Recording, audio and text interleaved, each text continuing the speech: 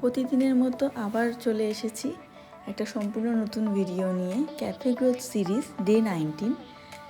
So hello everyone, আমি পাপিয়া।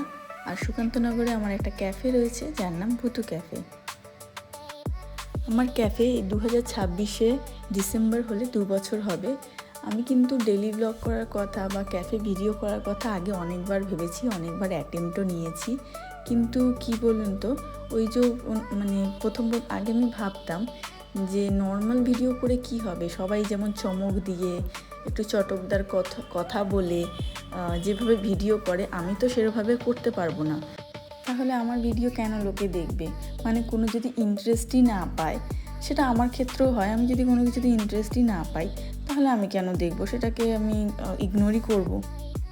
তারপর আমি অনেকের ভিডিও দেখেছি, যাদেরকে আমি ফলো করি, যাদের কথাবার্তা আমার শুনতে ভালো লাগে, তো তাদের মধ্যে অনেকেই আছে খুব সিম্পল ওয়েতে কথা বলে, খুব সিম্পল ওয়েতে কিছু নিজের মনের কথা বোঝায় লোকজনকে। তাই আমি ভাবলাম যে হ্যাঁ, তাহলে এরা যেমন সিম্পল ওয়েতে বেশি চমক ধমক না দিয়ে ভিডিও করতে পারছে, তাদের ভিউয়ার্সও বাড়ছে, তাদের ফলোয়ার্সও বাড়ছে, তাদেরকেও অনেকে ভালোবাসছে, তাহলে আমি কেন পারবো না?